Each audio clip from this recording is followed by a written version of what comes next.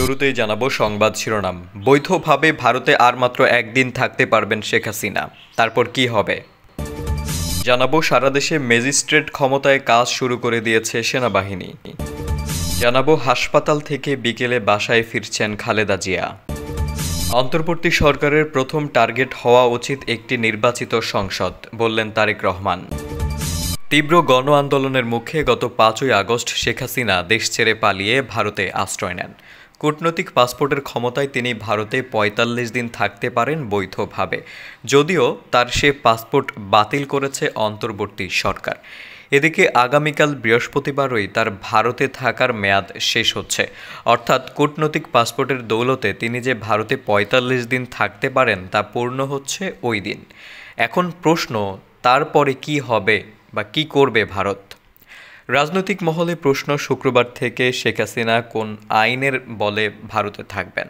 মঙ্গলবার ভারতের পররাষ্ট্র মন্ত্রণালয়ের এক মুখপাত্র জানিয়ে দিয়েছেন, কূটনৈতিক পাসপোর্টের দৌলতে শেখ হাসিনার ভারতে থাকার মেয়াদ শেষ হলেও তাকে বাংলাদেশে পাঠানো সম্ভাবনা নেই।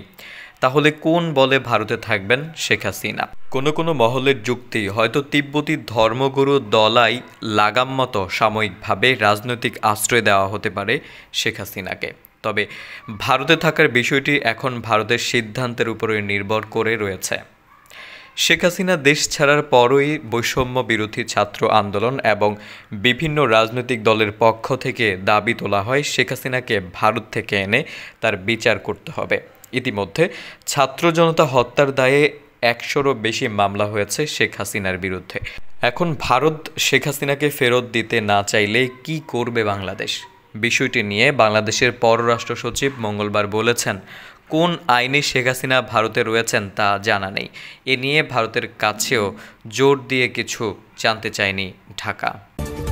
এদিকে ম্যাজিস্ট্রেসি ক্ষমতায় আজ সকাল থেকে কাজ শুরু করেছে সেনা সদস্যরা। কোটা সংস্কার আন্দোলন ঘিরে ২ মাস ধরে মাঠে থাকলেও এই প্রথম সেনাবাহিনীকে বিচারিক ক্ষমতা দিয়েছে অন্তর্বর্তীকালীন সরকার। এর ফলে সেনাবাহিনীর কমিশনড কর্মকর্তারা নির্বাহী ম্যাজিস্ট্রেটের ক্ষমতা প্রাপ্ত হলেন। ফলে অপরাধ সংঘটিত হলে তারা অপরাধীকে গ্রেপ্তার করতে বা গ্রেপ্তারের নির্দেশ দিতে পারবেন। মঙ্গলবার রাতে ওই প্রজ্ঞাপন জারির পর আজ থেকে ম্যাজিস্ট্রেসি ক্ষমতায় সেনা সদস্যরা কাজ শুরু করেছেন। সর্বশেষ ২০০২ সালে অপারেশন ক্লিন হার্টের সময় সেনা সদস্যদের ম্যাজিস্ট্রেসি ক্ষমতা দিয়ে বিশেষ অভিযান চালানোর ক্ষমতা দেওয়া হয়েছিল। বাংলাদেশে বিভিন্ন পরিস্থিতিতে প্রত্যক্ষ বা পরোক্ষভাবে সেনাবাহিনী দায়িত্ব পালন করেছে। বিভিন্ন কাজে মাঠে প্রশাসনকে সহায়তাও করেছে সেনাবাহিনী। সর্বশেষ ২০০৭ সালে 1-11-এর সময় দায়িত্ব পালন করেছিলেন সেনা সমর্থিত ফখরুদ্দিন আহমেদের তত্ত্বাবধায়ক সরকার। সেই সময় দেশে জরুরি অবস্থা জারি ছিল, ফলে আলাদা ঘোষণা দিয়ে সেনাবাহিনীকে ম্যাজিস্ট্রেসি ক্ষমতা দিতে হয়নি। তবে সেনা সদস্যরা আটক বা গ্রেপ্তার অভিযান বা তল্লাশির মতো কাজগুলো করেছেন।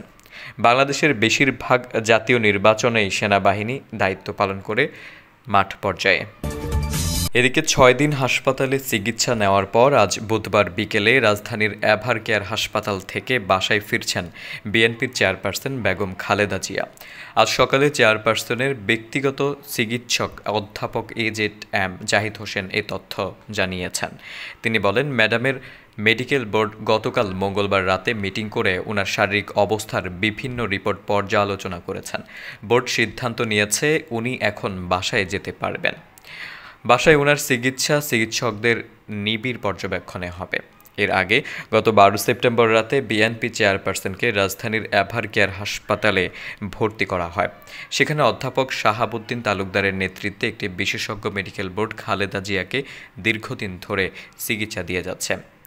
৭৯ বছর বয়সী খালেদা জিয়া দীর্ঘদিন ধরে লিভার সিরোসিস, হৃদরোগ, ফুসফুস ও কিডনি জটিলতা, আর্থ্রাইটিস, ডায়াবেটিস সহ বিভিন্ন জটিলতায় ভুগছেন।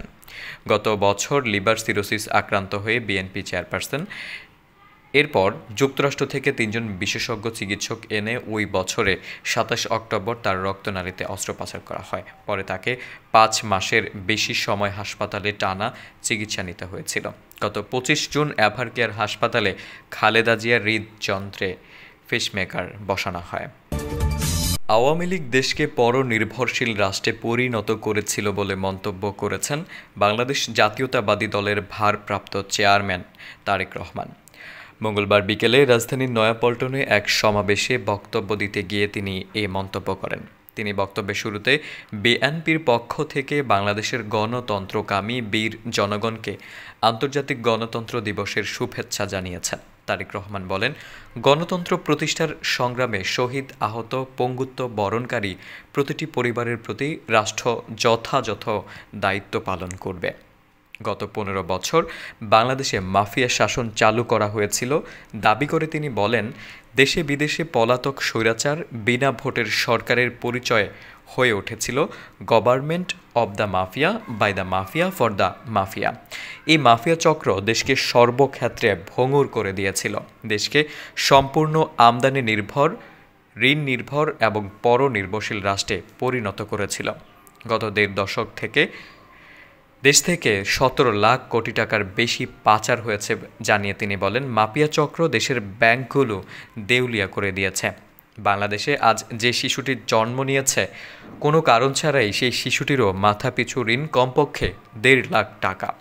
মাফিয়া চক্র দেশকে শুধু অর্থনৈতিকভাবেই ভঙ্গুর করে দেয়নি, দেশের আর্থসামাজিক, সাংস্কৃতিক এবং রাজনৈতিক রীতিনীতিকেও ধ্বংস করে দিয়েছে। মাফিয়া চক্রের রেখে যাওয়া ১৫ বছরের জঞ্জাল দূর হয়নি জানিয়ে বিএনপির ভারপ্রাপ্ত চেয়ারম্যান বলেন, এই জঞ্জাল দূর করে বাংলাদেশে জনগণের ভোটে জনগণের কাছে জবাবদিহিমূলক একটি গণতান্ত্রিক সরকার প্রতিষ্ঠার লক্ষ্যে অন্তর্বর্তীকালীন সরকার কাজ করছে।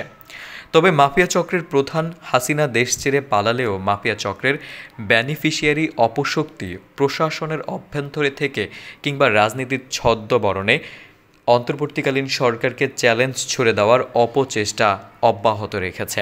তিনি বলেন, বর্তমান অন্তর্বর্তীকালীন সরকার হাজারো শহীদের রক্তের বিনিময়ে লাখো কোটি জনতার গণ অভ্যুত্থানের ফসল। এই সরকারের কোনো কার্যক্রম সবার কাছে হয়তো সাফল্য হিসেবে বিবেচিত হবে না, হতে পারে, কিন্তু এই সরকারের ব্যর্থতা হবে আমাদের সবার ব্যর্থতা, বাংলাদেশের পক্ষে গণতন্ত্রকামী জনগণের ব্যর্থতা। তারেক রহমান বলেন, অন্তর্বর্তীকালীন সরকারের সব সংস্কার কার্যক্রমের প্রথম এবং প্রধান টার্গেট হওয়া জরুরি জনগণের রাজনৈতিক ক্ষমতায়নের মাধ্যমে একটি নির্বাচিত সংসদ এবং সরকার প্রতিষ্ঠা করা।